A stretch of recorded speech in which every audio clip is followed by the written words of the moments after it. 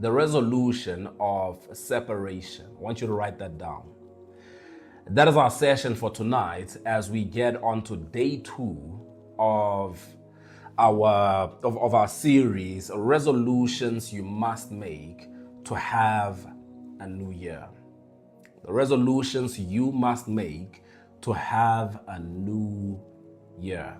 And tonight, we speak about the resolution of separation. We're going to get a little more specific with that in just a moment, but just to remind you, for those of you who were here yesterday, and to brief you if you were not here, yesterday we started the series, and what we started speaking on yesterday was the starting point, which is what is a resolution in the first place. What is a resolution in the first place? And we spoke about how a resolution is not a goal. It's not a wish. A resolution is not an attempt, right? A resolution is an internal decision. It is the line in the sand that you draw internally that you will not cross, that circumstances cannot shift. A resolution is not just something that you try and fail at. It's impossible to fail at a resolution. Everything else can fail except an actual resolution. So let's get into it. Now that we've spoken about what a resolution is, tonight we're going to speak about the resolution of separation. And over the next couple of days, I'll be speaking to you about different resolutions that we must make if we really want to have a new year, if we really want to have a different life to the life that we have lived, or if we want to see the change, if we want to see transformation in our lives. There are certain resolutions that must be made. And one of those is the resolution of separation. It is the resolution of separation. Let's read our word for tonight. I want us to read our word, and then we'll get back to, we'll get a little more into what it is that we're actually learning from it. But let's read a bit of a long passage from Daniel chapter 1. Daniel chapter 1. We're going to read verse 3 to verse 20. Verse 3 to verse 20 of Daniel chapter 1. If you have it in your Bible, say I do. Say I do. Do you have it? Somewhere in the middle towards the other side, you know? You do? Okay. Let's read it. And I'm reading from the NIV, by the way. Then the king ordered Ashpenaz, the chief of his court officials, to bring into the king's service some of the Israelites from the royal family and the nobility, young men without any physical defect, handsome, showing aptitude for every kind of learning, well-informed, quick to understand, and qualified to serve in the king's palace. He was to teach them the language and literature of the Babylonians. The king assigned them a daily amount of food and wine from the king's table. They were to be trained for 3 years, and after that, they were to enter the king's service. Now, one of these days, we'll do a whole series on the system of Babylon and how it is that it is the same system that pretty much still runs the known world, especially when you consider the Western world. But it is still the system of Babylon. But to give you an idea, the Babylonians had oppressed the Israelites. They had captured them, and what the king decided to do, which is still the playbook today, the king said, go and round up the brightest of the young men. Get the handsome ones, the ones who don't have any issues physically. the ones who are sharp mentally, who are quick to learn, right? The ones who have a vast knowledge on different subjects, and we are going to use them to serve the system of Babylon. We're going to use them. These are the ones that we are going to use. And the king said, make sure that they are well fed, make sure that they are trained in the ways of the Babylonians. Among those who were chosen were some from Judah: Daniel, Hananiah, Mishael, and Azariah. The chief official gave them new names. To Daniel, the name Belshazzar; to Hananiah, Shadrach; and to Mishael, Meshach; and to Azariah, Abednego. But verse 8, which is our focus here, verse 8 says, but Daniel resolved not to defile himself with the royal food and wine. And he asked the chief official for permission not to defile himself this way. Now, here's the thing. Daniel was not saying, I don't want to eat. He didn't want to eat food that would defile him. In other words, he did not want the lines of his loyalty to be blurred. He did not want the lines of his faith to be blurred. He said, may I please not eat the food that you have sacrificed to your gods. I don't want to eat the food that you have sacrificed to your gods. Now, here's the thing. Before he asks for permission, it says he resolved not to defile himself. And I told you about how that word resolution comes from the root word resolve. Resolve. A resolve is a decision that cannot be unchanged. A resolve is a decision that you cannot go back on. You will not go back on. It is a decision that is settled no matter what. So he resolved not to defile himself with the food from the king's table, which again is food that was sacrificed to the Babylonian gods. And he knew the God that he served. So though he was in the system of Babylon, he did not want to blur the lines of his loyalty. Just like today, you can find yourself operating in the system of Babylon while you still maintain that my faith and my loyalty is to the God of heaven and the lines will not be blurred. It says, now God had caused the official to show favor and compassion to Daniel. But the official told Daniel, I am afraid of my lord the king, who has assigned your food and drink. Why should he see you looking worse than the other young men your age? The king would then have my head because of you. Daniel then said to the guard whom the chief official had appointed over Daniel, Hananiah, Mishael, and Azariah, please test your servants for 10 days. Give us nothing but vegetables to eat and water to drink. Give us nothing but vegetables and water. Then compare our appearance with that of the young men who eat the royal food and treat your servants in accordance with what you see.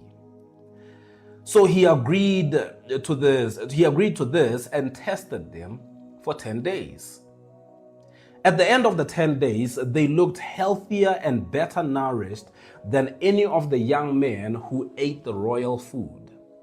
So the god took away their choice food and wine they were to drink, and gave them vegetables instead. To these 4 young men, God gave knowledge and understanding of all kinds of literature and learning. And Daniel could understand visions and dreams of all kinds. At the end of the time set by the king to bring them into his service, the chief official presented them to Nebuchadnezzar. The king talked with them, and he found none equal to Daniel, Hananiah, Mishael, and Azariah. So they entered the king's service. In every matter of wisdom and understanding about which the king questioned them, he found them 10 times better than all the magicians and enchanters in his whole kingdom. He found them 10 times better. They were clearly separated from the rest of the people. But the separation was not only in the result, the separation was in their decision. Now, here's what I'm saying. What I'm saying tonight, as we speak about the resolution of separation, I want you to understand that separation must come as a resolution, because if you want to be separated at the end, you must be willing to be separated at the beginning. You must be willing to be separated in the process. Okay, let's say it this way. I have seen people who refuse to separate themselves from people who they hope they will one day be better than. I've seen people who fly with a certain flock, right? They move with a certain herd. They move with certain people of a certain caliber. But when you speak to them, they hope that at the end, in their results, they will be separated from those people. And so they're not willing to separate themselves in the process. But they hope that one day they don't turn out like the people they keep around them. Do you see the absurdity of that? Do you see where the logic fails? So that's why we talk about the need to separate yourself, and for that to be one of the resolutions that you make. Because if you are going to have a different life to the life that you have always had, separation is a part of the process. If you wish to be separated there, you must be willing to be separated here and now. And so what happens is, what you want, you want to be, you think this is high school, right? You think this is high school, where there was that one kid who used to run around with the naughty kids, but somehow he still passed, right? He used to run around with the naughty kids, but somehow he still managed to pass at the end of the year. And so we think that life works that way, where you can run around with anybody and be anything and do anything and be separated at the end. But I'm telling you now that kind of juvenile thinking will be the reason why you remain stuck for the rest of your life, because that is not how life works.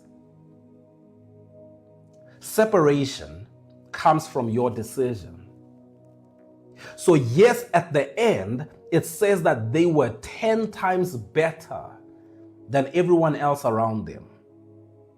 But the truth is, in the beginning, they made decisions which were 10 times harder than everyone else had to make. They made the kind of decisions that no one else would make. And they got the results that no one else would have. If you are going to have a new year, you need new boundaries. You need new boundaries. If there is going to be a new you somewhere, there needs to be new boundaries. Boundaries you've never had before. Because for you to be the person that you used to be, or rather the person that you are right now, that you are trying to change from, there were certain things that were allowed into your space. There were people that had access to you. And that cannot be the case if you are now going to change, right? So a new year, a new you, a new life means new boundaries. And sometimes what happens is we try to be stubborn about it. We try to be stubborn about it, and most people usually learn the hard way. So what they do right now is they hold on to their old ways from the very beginning. They hold on to their old ways. This is who I am. This is who I've always been. These people are the people that I came up with. I will not have it any other way. And then what happens is several years go by and you realize that, oh, there really isn't any other way than to separate myself from my old ways, my old habits, to separate myself from the old lifestyle. So one of the things that most of us often miss, and one of the things that most people need to come to accept, as hard as it may be, is that oftentimes before God adds anything to your life, He removes something. Very often, before God can add whatever it is that you are asking Him for right now, chances are there is something that God is waiting for you to let go of. Right? Perhaps it is comfort that He is waiting for you to let go of, but there is something that God is waiting for you to let go of. And separation is not punishment, it's positioning. Right? Separation is positioning. It's not punishment. It's not God trying to, put you. It is positioning. Right? So let me make this clear. Let me make this clear.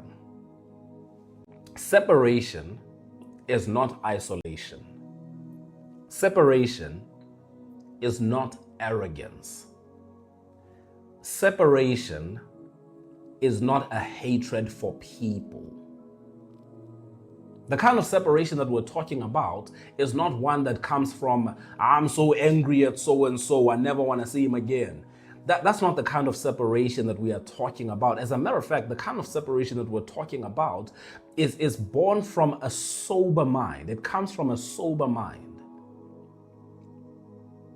To the point where you can realize that you need to separate from this person even while you are laughing together. In the middle of you laughing, like nothing is wrong, they didn't do anything, while you are about to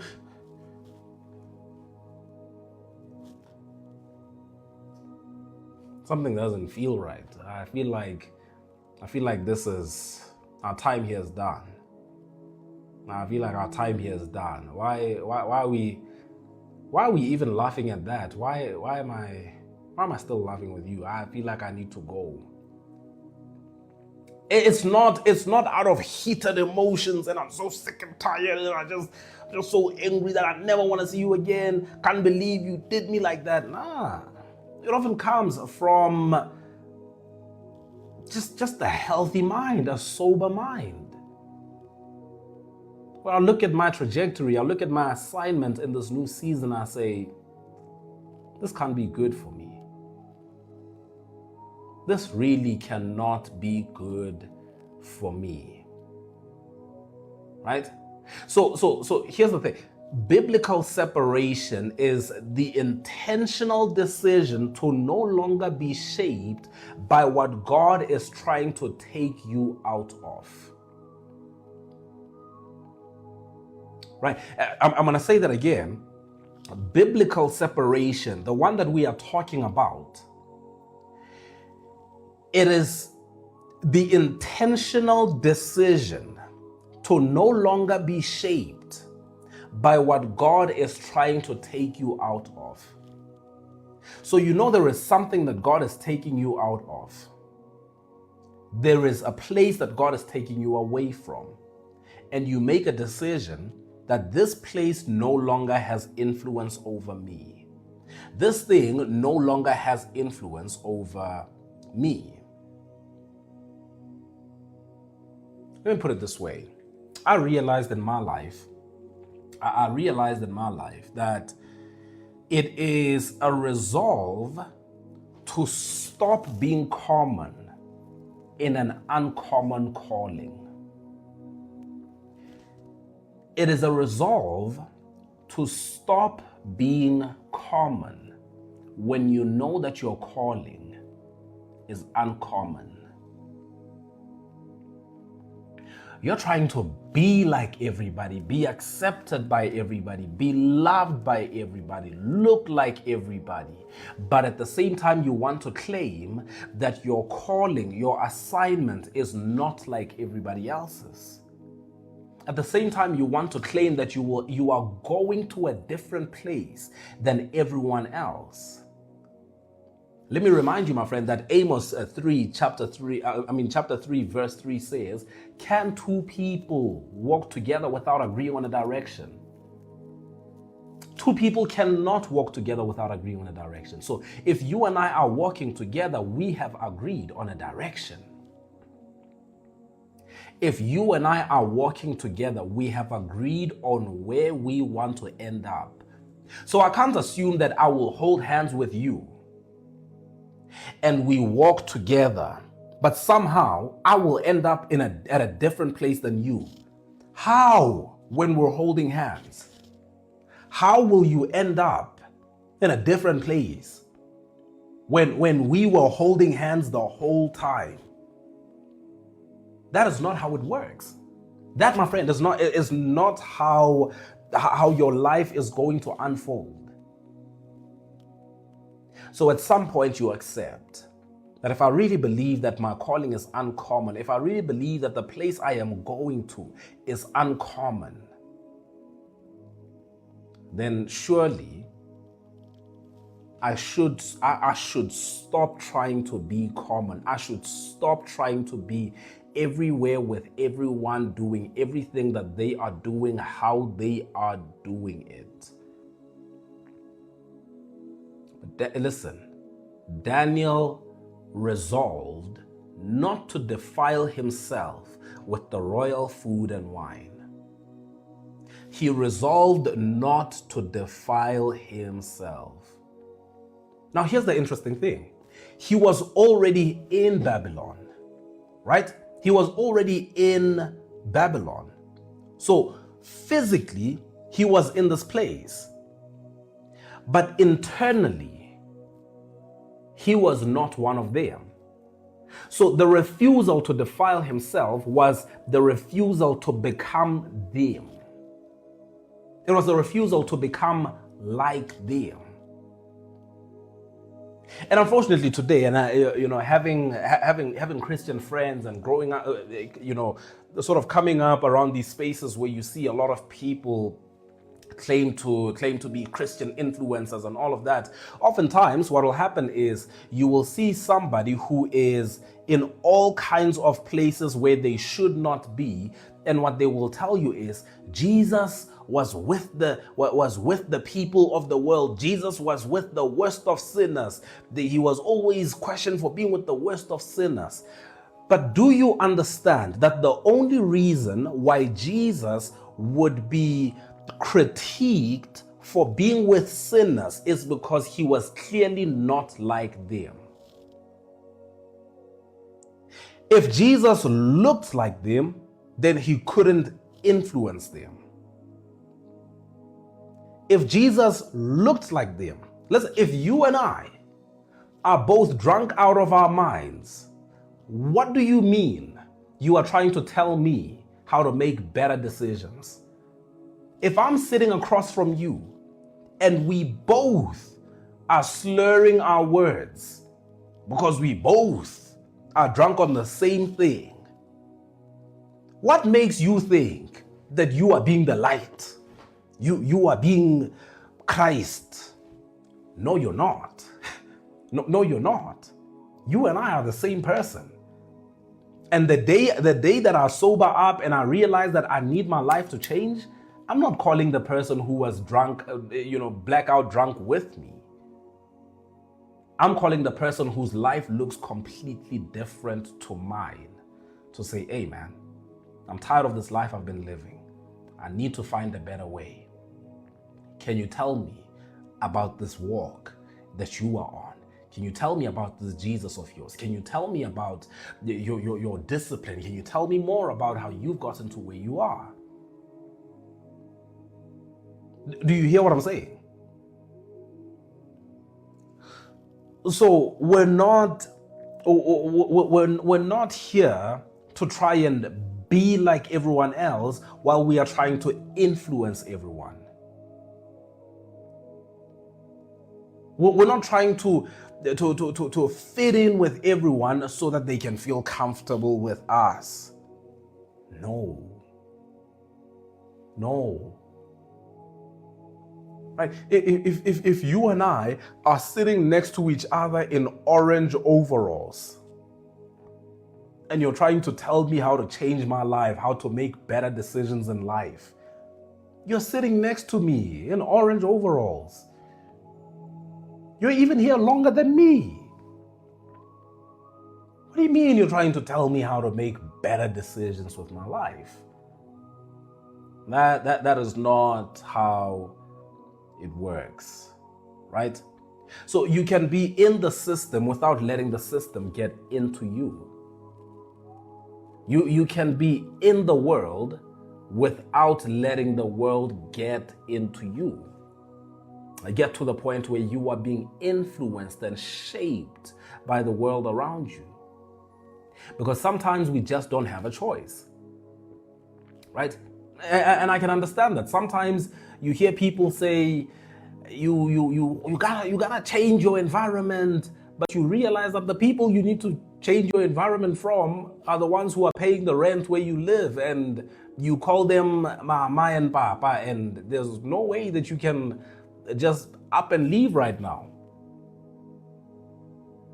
But what you know is that you can be in the house and not let the house have an impact on what is going on the inside.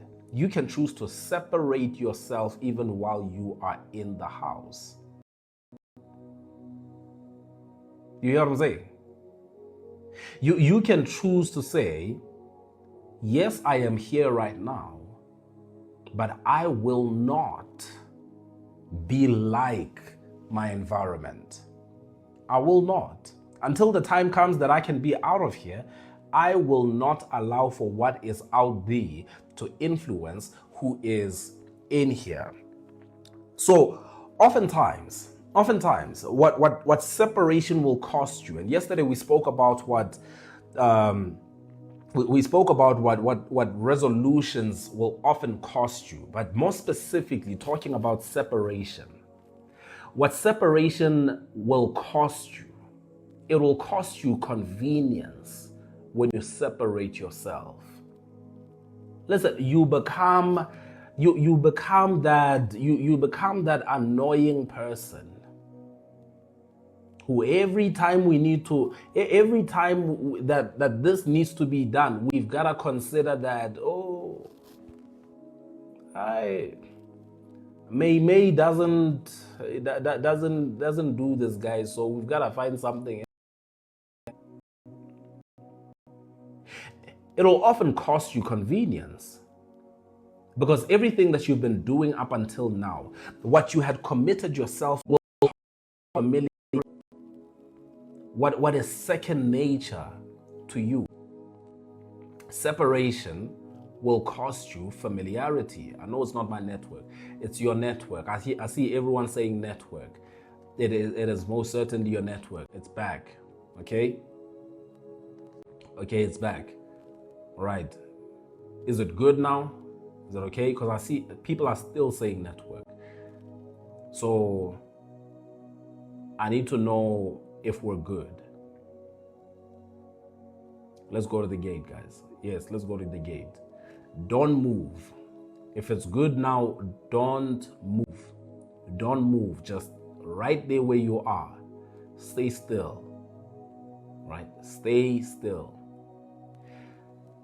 So, separation will cost you familiarity. It'll cost you familiarity. What you know, what you are used to. Separation will cost you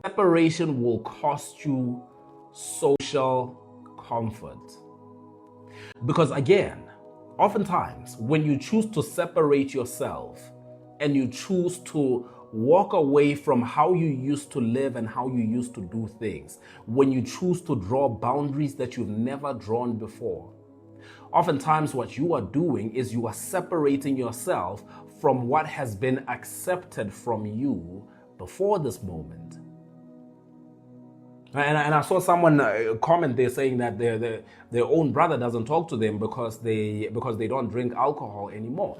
And oftentimes that's what happens. It is social, one of those things, a social comfort that is taken away from you when you choose to separate yourself.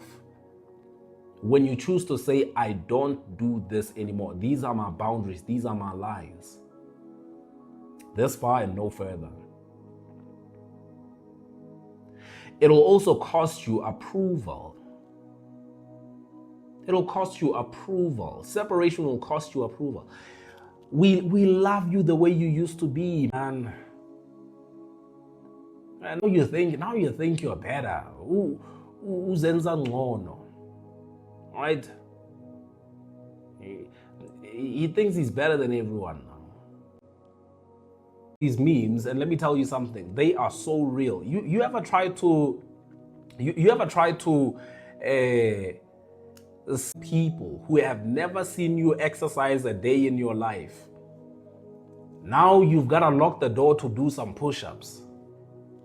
Now you've got to lock the door to do some push-ups. Now when you want to go for a jog, you have to wear jeans so that you don't alert them that you are doing new year, new me. Now you go jog in jeans because you're telling them that you're going to the shop around the corner.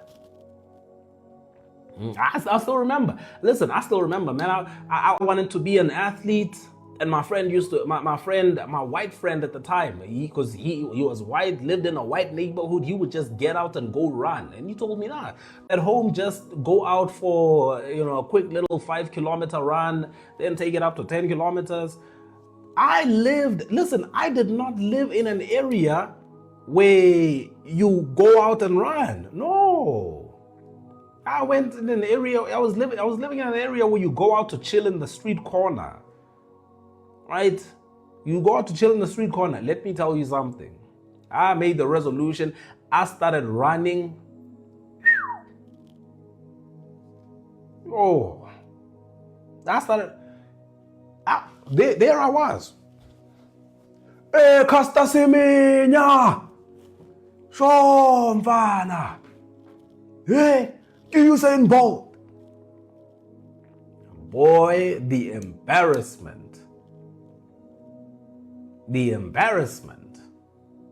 Just gotta keep running anyway. Right? Tomorrow I'm running at 5 a.m. Because I know they're unemployed and they don't wake up early. So I'm running at 5 a.m. tomorrow. I'm tired of their comments. But that's what separation sometimes looks like. And let me add this as well. Separation will cost you certain access. It will cost you certain access. There are certain places that where you used to be called, where you used to be invited, but now you don't get invited anymore because buzzkill, Mr. Uptight. I can't invite Mr. Uptight. And they used to invite you all the time. You used to be called. Sometimes separation will cost you certain access. Daniel would lose access to the king's table because the food that he chose to not defile himself with was at the king's table. But he gained something, he gained access to something else which was infinitely better than the access to the king's table, and that was access to divine wisdom. He gained access to divine wisdom even though he lost access to the king's table. He wouldn't show up at the king's table and eat vegetables. No, when everybody else went to eat, I would bring them their vegetables on the side. And say, here you go, here's your vegetables and water. You hear what I'm saying? Right? So the secret that you must understand about separation, even though sometimes it might feel painful, but the secret that you must understand is that you do not lose by separation. What you do is you trade. You don't lose, you trade. I've often tried to explain this to especially teenagers who mostly have an issue with this, but I've realized it's not just teenagers. Oftentimes they'll have an issue with letting go of a certain circle of friends, a certain group of friends. They say, nah, these guys are bad influence, but I can't separate myself from me. I can't separate myself from them. But I know I shouldn't, but I know I should, but I know I shouldn't, but I know I should. And oftentimes what I've often showed them is give yourself a test for 2 weeks. Separate from them for 2 weeks and see if you will not have new friends that are nothing like them. But you gotta separate yourself first, right?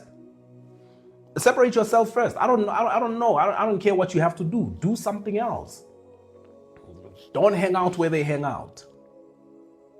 See if their spaces will not be occupied in less than 2 weeks. Maybe even in 2 days. But you must be willing to separate yourself first. And when you understand it, you will understand that when you draw boundaries, when you separate yourself, you are not losing, you are trading. And so sometimes I might separate myself from a certain habit. There is a certain habit that has held me back. I know that this procrastination has kept me stuck. It has kept me from accomplishing my goals. And every single time that I procrastinate, it is because of comfort. Because when I know I should be doing that, I sleep instead. When I know I should be doing that, I go on my phone and I scroll TikTok and get that dopamine fix instead. But now when I let that go, what I gain is the ability to be productive. Right? So it's always a trade. It's never a loss. And sometimes we can make the mistake of making it seem so grim, like you're gonna lose this, you're gonna lose friends, you're gonna lose. You never lose. It is always a trade. Do you hear what I'm saying? You never lose. It's always a trade. You're gonna lose. It is always a trade. Sometimes you let someone go and what you get in return is peace. Sounds like a fair trade to me. Sometimes you let something go and in return you get to accomplish the goals that you've set for yourself. Sounds like a fair trade to me. You let this man go who has been wasting your time. Promises after promises. Promises. Non-stop promises. You let them go, all of a sudden a better one comes along. It's always a trade. It is hardly ever a matter of losing, right? Now, here's what I want you to understand. The reason why God demands separation first. I'm going to give you 3 reasons why God often demands separation first. And maybe you might, in your own time add more reasons to this, but I'll give you 3 reasons that I wrote down from our reading of this text. Reasons why God demands separation. Firstly, number one, what contaminates you will eventually control you. What contaminates you will eventually control you. I'm telling you now, and I use the word eventually intentionally because sometimes it doesn't seem like it. Sometimes when you find yourself in a space where whatever it is that you need to separate from is contaminating you, you find yourself in a place where you say, but I'm controlling it. I've got it under control. Eventually, it will control you. Secondly, what feeds you will eventually form you. What feeds you will eventually form you. So in other words, you prioritized this Bible study live stream every single day. You are here, and for an hour, you are being fed the Word of God. You are being fed principles that you are being told are meant to make a difference in the way that you live, make a difference in where you end up in life. You keep feeding yourself this, you keep taking this in, you keep going to YouTube and consuming more of the same content, you keep consuming this content, and all of a sudden you look at your life and without realizing exactly where it happened, you realize that you're a different person. You are a different person, you can tell. Listen, You have never in your life, you've never in your life eaten a piece of cake and immediately seen it bulge up on your stomach, right? You've never had a box of Krispy Kreme donuts, 6 of them, a variety, and immediately just saw a double chin. Like it never happens immediately. You never see it as soon as you take a bite, as soon as you finish the meal, as soon as you finish eating. You never see it immediately. But you keep up the habit, you keep feeding yourself that, and somewhere along the way, you will notice that no, man. Right? I waved and my arm kept waving. You see it when you say, when did this happen? And you can't pinpoint the day that it happened, but it happened. You go to the gym, you're trying to get in shape. Listen, you will never, you can do 100 sit-ups. You won't get up and just see at least just 2 pegs. You won't. You can run, listen, you can run 50 kilometers. You will not, at the end of running your 50 kilometers, look down and say, where did all the fat go? It will not happen that way. But you keep doing it over and over again. And eventually, you realize that somewhere along the way, I lost the weight. Somewhere along the way, I started toning up. Somewhere along the way, I started gaining some muscle. Somewhere along the way, I became wiser. Somewhere along the way, I became better. Somewhere along the way, I became an individual of understanding. Somewhere along the way, I just became better than who I used to be, right? In the same way that you won't just attend one Bible study session and all of a sudden you are the best possible person you've ever been. No. Constantly being fed. So that's the reason why you need to separate yourself from certain things. Whatever it is that you know could potentially contaminate you, could potentially form you in the wrong way. Understand that whatever it is that feeds you, it for now, but eventually it will catch up with you, right? And then another reason for separation, another reason why God demands separation first, another reason, number 3, what you tolerate will eventually train you. What you tolerate will eventually train you. It doesn't matter what it is. My friend, whatever you tolerate will eventually train you. It will train you how to behave. It will train you on how to think, how to live your life. Whatever you tolerate eventually trains you. It determines what you become. And that's why none of your resolutions matter if you do not first make the resolution to separate yourself. None of what you say are resolutions will hold. None of it. You will not win with mixed loyalties. You are trying to attain this new life. If you do not draw boundaries that make sure that your old life does not cross over into your new life, you will end up going back. You absolutely will. There must be boundaries, right? So here's what I'm saying to you.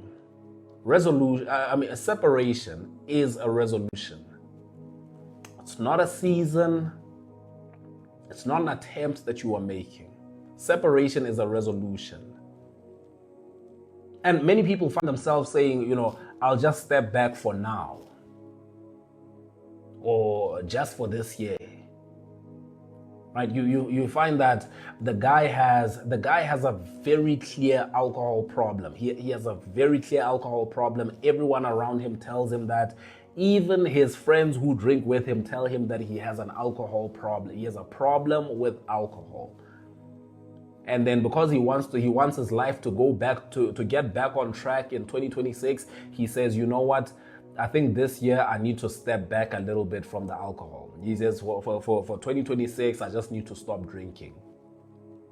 He stops drinking for 2026, and then December 2026, he goes back to drinking to celebrate all the progress that he has made.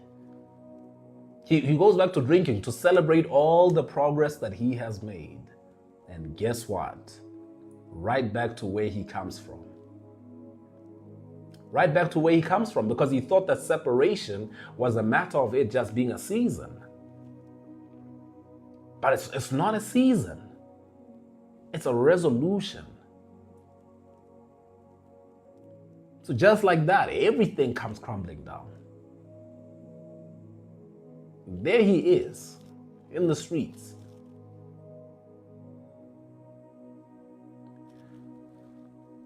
So you don't separate just until things stabilize. Just until things sort of get back on track, right? All you're doing is just delaying the inevitable. That's all you're doing. It's all that you are doing. So separation is a decision that you do not revisit. You don't revisit that decision. It's a divorce that is final. It is not something that you separate yourself from and you visit occasionally. No, you will sabotage yourself, right? 2 Corinthians chapter 6 verse 17. 2 Corinthians chapter 6 verse 17 says, "Therefore go out from their midst and be separate from them, says the Lord, and touch no unclean thing, then I will welcome you." But you've gotta separate yourself from them. You have to, right? Separate, then you will get access. Separate and then you will get access. We're not going to do that. We are not going to do that. If you tell me that, hey, Poloko, I've changed, let me in, I've changed, but I see you still walk with the same guys that you used to steal with. You guys used to steal together. You used to steal together. As a matter of fact, they dropped you off here in a car they stole. Now you want to tell me to let you in because you've changed. They are different. They still steal, but you've changed. No. Wave when you're passing by, but you're not coming in here. You're not. You can tell me that you've changed, but understand that until there is separation, there will be no real transformation. There will be no real transformation if there is no separation. You don't go to the company down the street and ask them to hire you while you still work for the other company, and you say, no, but you see, the thing is, I can come to you guys from half past 7 to 12, and then I can go to them from 12:30 to 5. No. What do you think this is? Stay where you are. Stay where you are. If you want to come here, are you willing to leave? No, but the thing is, the money there, then stay there. What do you mean you're trying to get an opportunity here while you are still there? If you try to get an opportunity here, understand that you have to leave there. You have to leave there. So I want to give you a couple of examples that might speak to some of us. And I'm going to do this. I'm going to give this to you as the final point. I'm going to give this to you as the final point. But some of the examples might be relational separation. Relational separation. Right? Choosing not to keep close relationships that normalize stagnation. They normalize gossip. They normalize chaos. This is always just chaos. Wherever they are is chaos. But you love them because you used to play in the streets together when you were young. And that time you were 42. But we grew up together. But wherever they go, it's just a mess. Right? It's oftentimes it's loving people. You've got to understand that what's going to happen is that you're gonna have to learn how to love people without allowing them access into your life. Loving people without allowing them to influence you. Just I love you. There's nothing in me that hates you. There is nothing in me that despises you. I love you, but I just can't allow you to have access to my life. I love you, but I just cannot allow you to have any kind of influence in my life. Relational separation. You don't have to hate them for you to outgrow the access. Another example is digital separation. for us today, right? For us today, a great example is digital separation. Right? Separating from content that feeds envy, that feeds rage, that feeds comparison, that feeds lust, that feeds distraction. It just keeps you distracted. That there's nothing else. There is nothing else valuable about this content except that it serves as a master of distraction in your life. That is its job. Right? So, you need to realize. You get to a point where you realize that what you scroll through daily is discipling you. That's what's happening. Whatever it is, whatever the majority of what you listen to is what is discipling you. Jesus had his disciples because they walked closely with him. They walked closely with everywhere he went. That's where they were. They had to leave everything else so that they would follow him.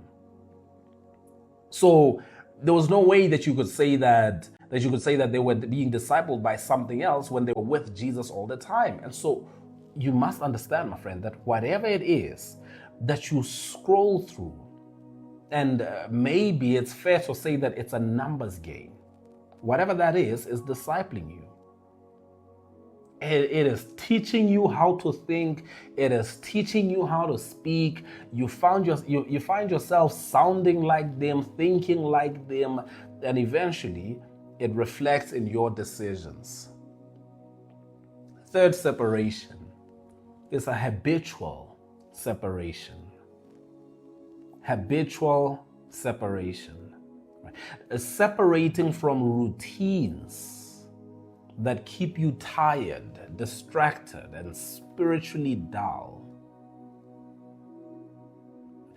Sometimes it's late nights of nothing. Late nights, you wake up every day tired because you had late nights of nothing, late nights of nothingness. You could have just slept and gotten your rest, right? Constant noise. There is never a quiet moment in your life. Or numbing behaviors.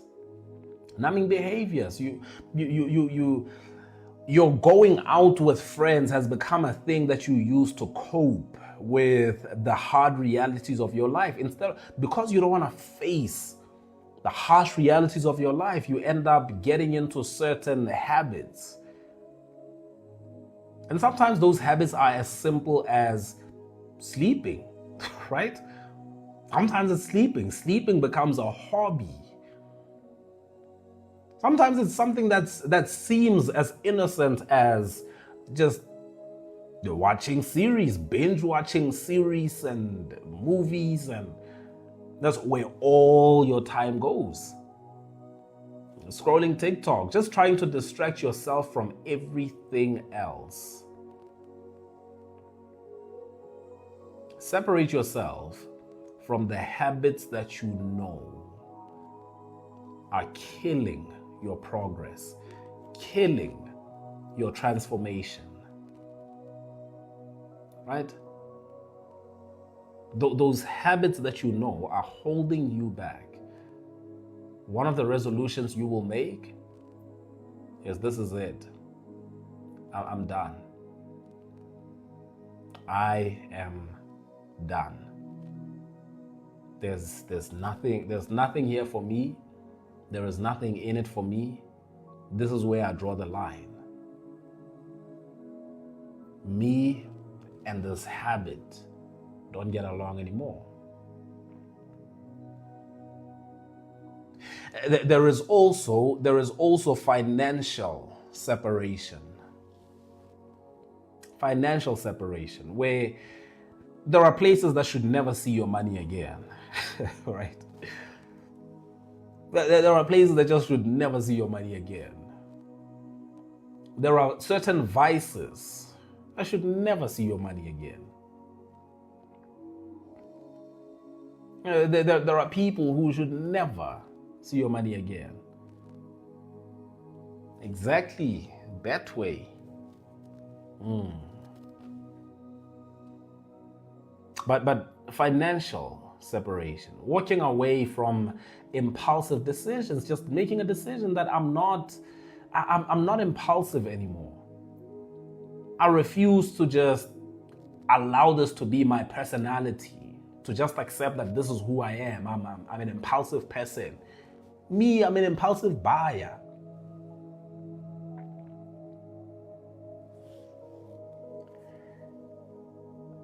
You get to a point where you decide, you know what, I'm ending cycles of financial recklessness. Those cycles that I've defined as living my life, I define them as living my life. It ends here. I'm done. I made a video today on my walk that I uploaded here on my TikTok.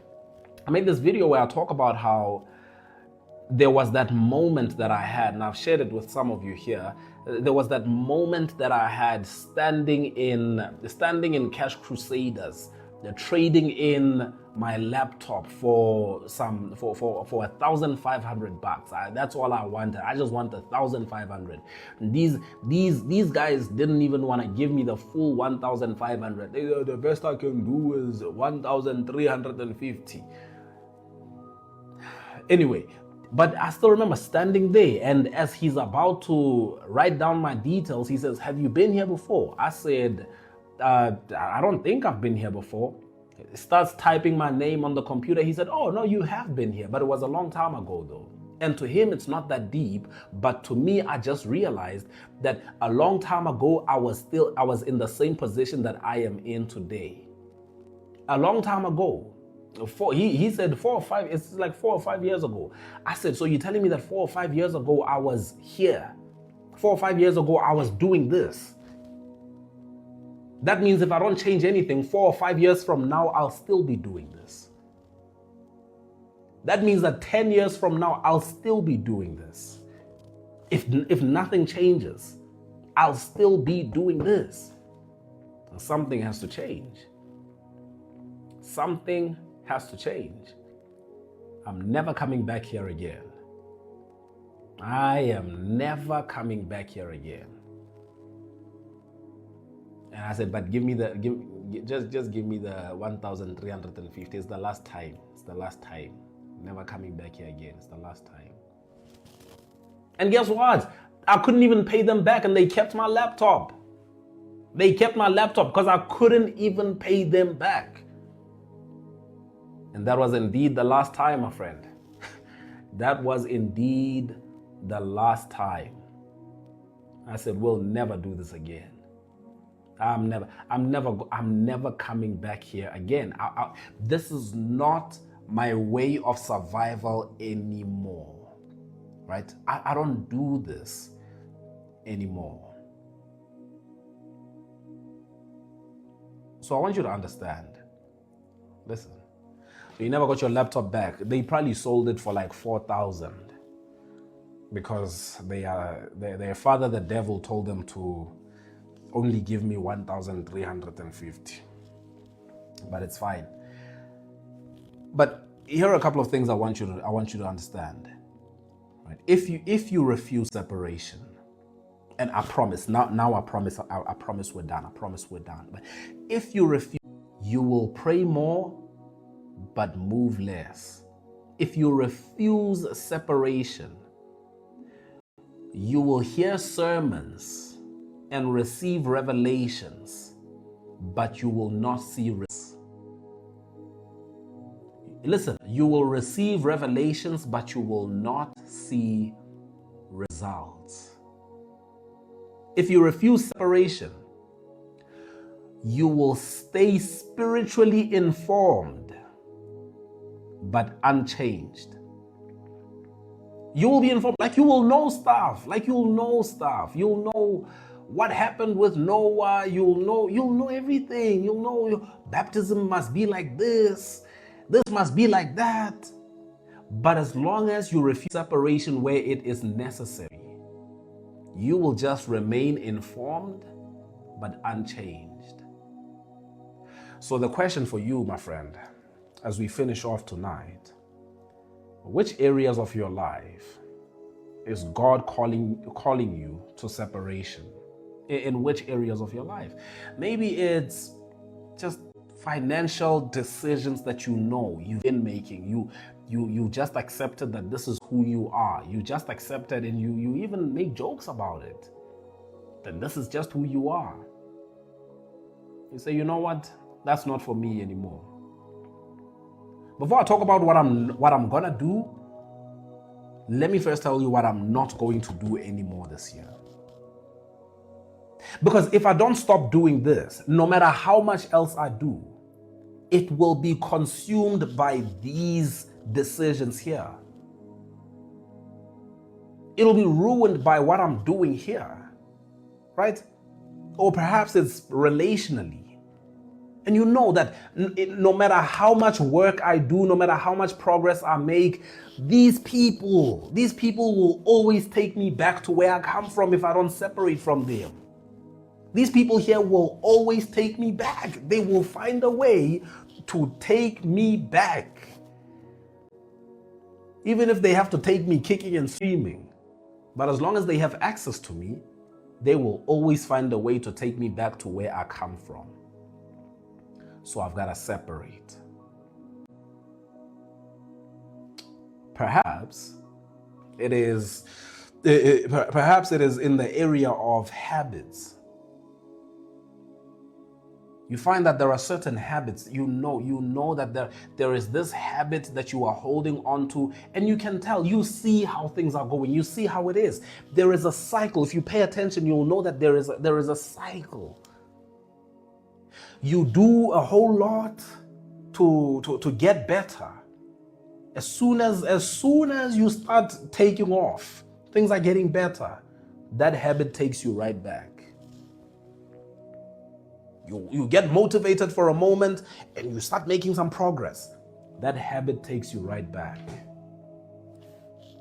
Now here you are. So start with the resolution to separate yourself from whatever it is that you need to separate yourself from. Let that be the first resolution that you make this year. Let that be your first resolution. My first resolution is to draw boundaries. And the monsters that used to run my life don't have access anymore. The self-sabotaging decisions I used to make, no more. Your first resolution must be the boundaries that you are going to draw. The separation that you are going to initiate, as painful as it may be, as uncomfortable as it may be, as inconvenient as it may be, as much as it may take away from the relationships you've had, from the approval that you've had. Decide where there will be a separation and see how life begins to change. Let that be your starting point, my friend. It is the resolution of separation.